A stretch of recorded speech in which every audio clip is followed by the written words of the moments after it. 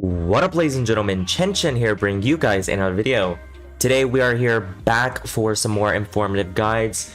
I know that I've been doing a lot of informative guides, but it's just because it's very easy to record, and you already know my plan on climbing the Challenger, so these are just the easiest to record and actually produce for you guys, so hopefully you guys don't mind that. I don't see a reason why you would. I mean, a lot of these are very helpful, and I give a lot of informative tips for you guys to learn and improve. So today, what we got going is a Smurf game.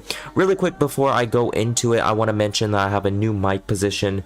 Basically, I got a new table, and with this current setup, I cannot actually put my mic directly in front of me, so it's actually positioned to the side. I don't know if that makes it sound a little bit weird, but just let me know how it sounds in the comments below. But jumping straight into the Smurf game, this is actually on my Smurf currently, Ando Duelist. I'm keeping this a very secretive account in the terms that I'm just not adding any friends. I'm just literally grinding a Challenger on this account probably, and it's because my main MMR is so ass, so that is why. Now, even though it is a Smurf account and this is relatively low elo, I believe this is like plat elo, there is quite a bit of Smurfs in this game. Kassadin is a 70-ish% win rate Smurf, and the Renekton is a 70%-ish.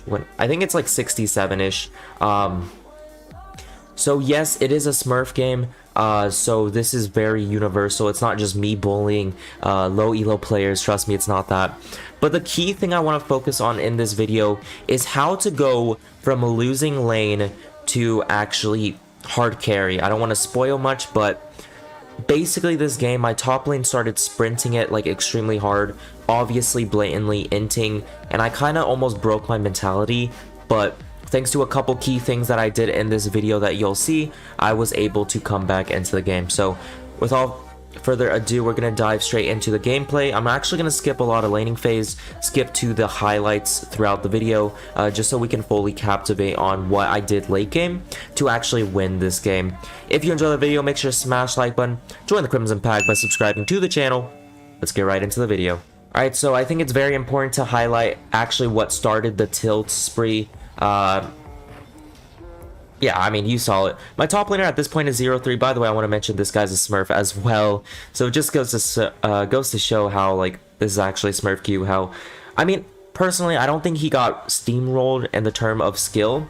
I think he simply lost just because he was tilted. But so yeah, you can obviously, at this rate, anyone would be tilted, but one of the key things that actually happened in this game, and I know a lot of times doesn't happen, is my bot lane was able to steamroll their bot lane.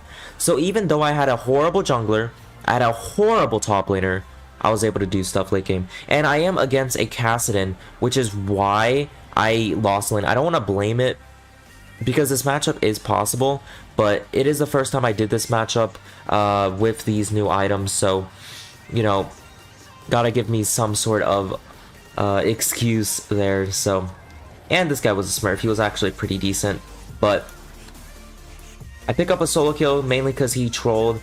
Normally that would never happen. I was kind of losing lane extremely hard, which is kind of expected to happen in a Kassadin matchup. Fast forward, I actually died to Kazakh's gank, which at that rate pretty much just determined my lane. So trying to skip forward to see where it happened. I believe it's happened here. I go for an aggressive trade, and I pretty much just get ganked.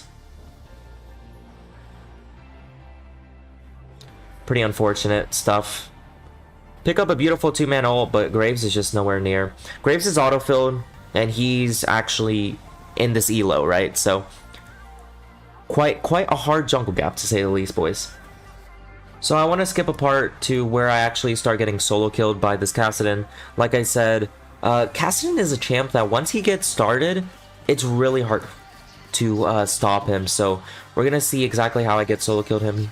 Or how, oh, it's right here. I assumed he would ult onto me, but he didn't. He saved it. That was really well played by him, and I just straight up died. So quite unfortunate. This is what I mean though. At this rate, right? I skip forward a little bit. My top laner is 0-6. And you see how he's fighting, right? That's how you know he's blatantly inting. Like, why would you ever try to fight a Renekton 3 levels down? So, he's 0-7 in 10 minutes. At this rate, I kind of want to FF, guys. I really do. I'm not gonna lie. I don't have the most perfect mentality. You know, I get tilted not insanely easily, but when someone is 0-7 and I'm trying to communicate, hey, let's not do that. Let's you know, let's try to play safe. Try to stay near your tier 2 tower. You know, just try not to die. And they're not listening. It gets pretty frustrating. So I believe I kill him here. I see that he used his ults. I just go all in, and that's a beautiful retaliation kill. And he even flashed. That's actually so huge for me. Still doesn't make me win lane. Of course, I'm gapping him, but it's just because I believe I'm the highest elo smurf in this game. No ego, but you know, I had a 88, almost 90% win rate here, and the rest, yes, they were smurfs, but it was like 70-ish. So I estimate they're around diamond smurf. Well, I'm in, by the way, my main is in D1, but I'm getting shit LP in D1, so that's why I kind of wanted to create this. I was really close to Masters, unfortunate. Lost Breed brought me down, but it does happen. Anyways, we're doing really well. We're still technically losing lane. I do believe I get solo killed again by Kassadin. Some mistakes that I normally wouldn't do, but just because of the lack of experience, you know, like I said, haven't played against a Kassadin in so long. I believe I die here, maybe? Use ulti. Do I die here? Yeah, I actually die here. Really unfortunate, dude. He's so tanky. And I know I was frustrated this game because he started Doran Shield. God damn. Like, players that start Doran Shield and fleet against Vlad, and, you know, they're killing you, it just feels so bad. So, I was definitely tilted this game. And, like I said, my top is 0-8. So, I'm still pushing my lead, trying to create an advantage. At this rate, dude, it's just so doomed. I'm getting tower dove. Anyone in their right mind would get tilted, right? Like, your top laner is just trolling, and there's no, like, good that can come out of this. I was also tilted at Graves, because there's so many times where Graves could have helped me, but he didn't. Not exactly his fault, right? He is autofilled, but it's just super tilting to play this one out. So, I'm really trying to skip forward towards the late game where we start coming back into the game. I believe I die again. How exactly does that happen?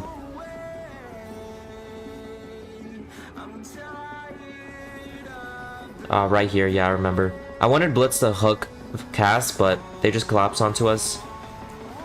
Renekton flashes in. And at this rate, it's just so unplayable, you know. I can't get anything like good for CSing just because it's such a fiesta mid lane. My top lane is straight up trolling, and my jungler is autofilled. At this rate, game's looking kind of doomed. I want to FF here. I believe I even tried FFing in the 15-minute mark. I'm not sure. Or potentially Graves or Volley tried FFing. But all I know is that mentally, I'm just out of this game. I don't want anything to do with this game. But you're going to see exactly what I do to at least try to push for like a coin flip fight to where we can win. And that's going to be very crucial later down the line when we start coming back into the game. So a good rule of thumb when you're behind is to just force fights, or at least try to force stuff. We can see right here that we're setting up a fight, and I should be able to pick up a beautiful kill. At this rate, I'm slowly coming back into the game. And we're not able to pick up another one, but we just got a huge shutdown of Renekton, and I got it, so it's super nice. We're gonna see that I should be... Oh, I get another beautiful kill. Now, unfortunately, I do die, but I believe I pick up... No, I actually don't. Do I not pick up Medjay's here?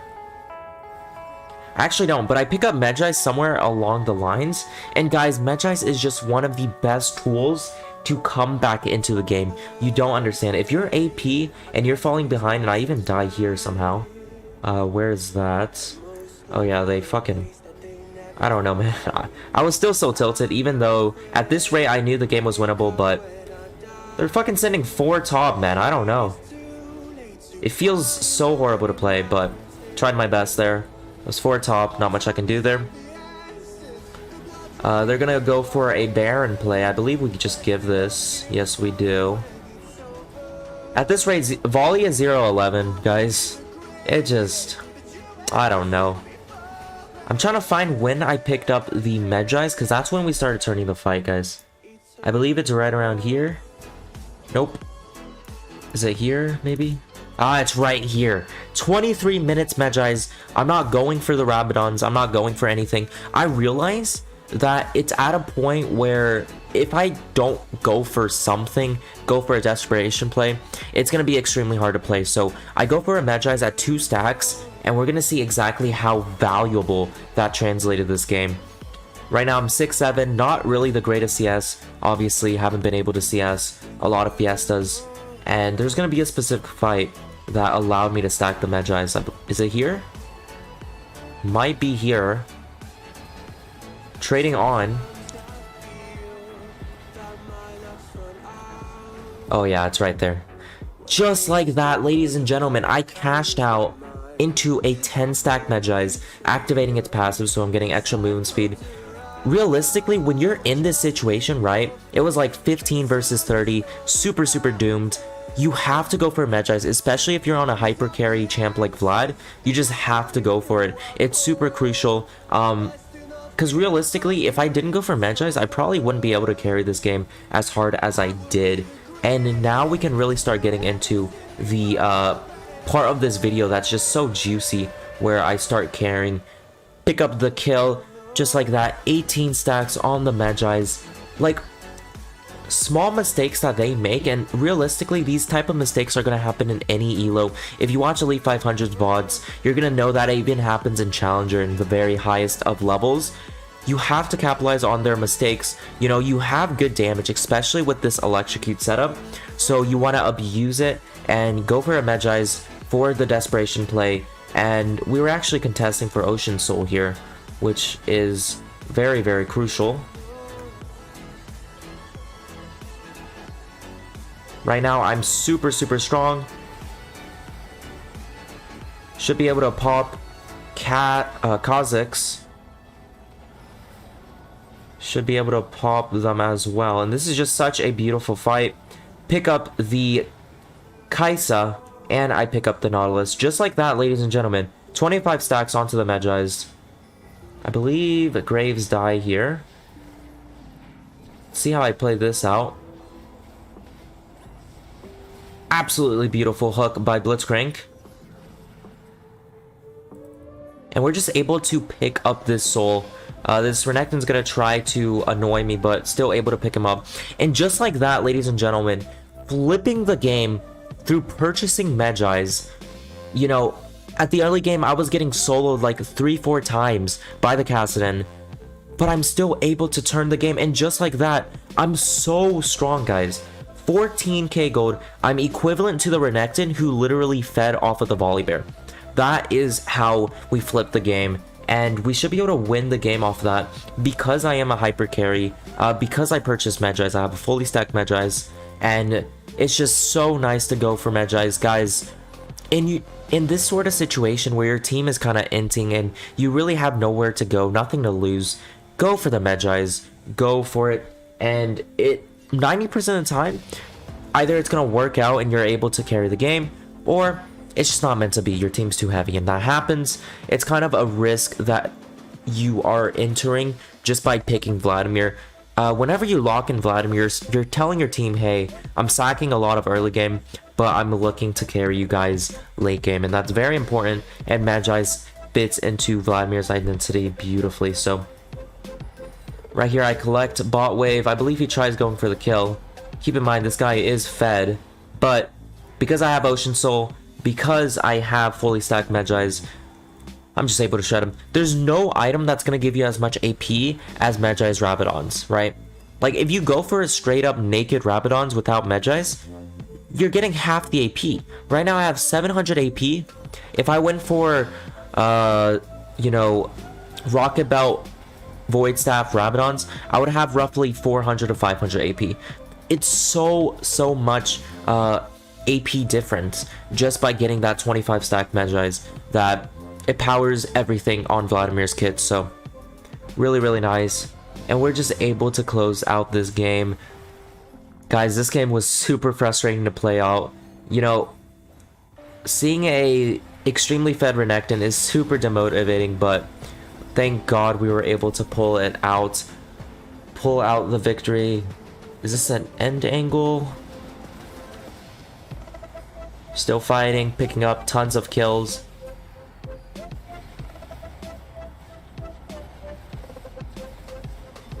Beautiful E. Beautiful. Really, really nice. I don't think this is an end angle. I'm by myself. I don't think it is, but we are able to get a lot off of that play. And I mean, that's pretty much the whole video, guys. I'm not gonna lie. Medjai's, moral of the story, guys. Medjai's OP item. Alright, go for it. Like, there's no shot I can turn this game around with a completely useless top lane, completely useless jungler. Bot lane was doing pretty decent, but there's no way I turn this game around where they have like a Fed Kha'Zix, Fed Renekton, a Kassadin late game if I didn't go Medjai's. Medjai's MVP literally carried me this game, and it was just so nice to win this game. I would have hated to lose this game, because at this point, like I said earlier, I was around 88% win rate, 90% win rate Vlad. It sucks to lose on a Smurf. I don't know what else to tell you guys, really.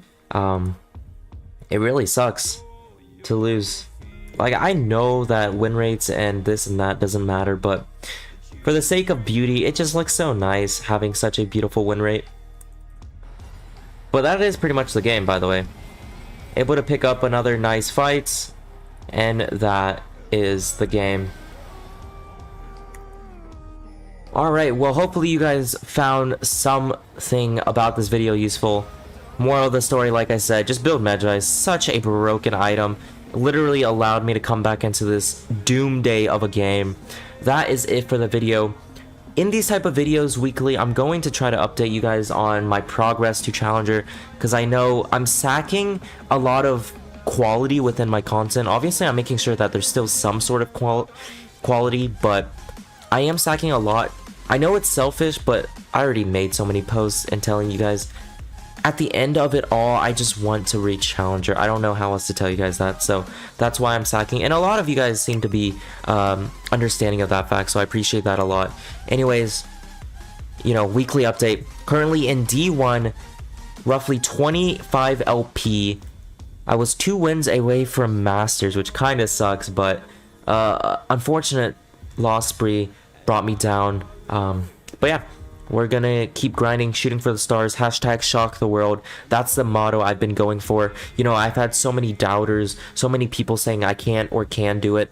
I'm just gonna shock the world and go to Challenger, hopefully before April 21st, which is my birthday. That is the time frame I have set for myself. Anyways, that is it for the video. If you enjoyed, make sure to smash the like button, join the Crimson Pack by subscribing to the channel. Thank you all so much for watching. Hope you have a great day. Chen Chen out.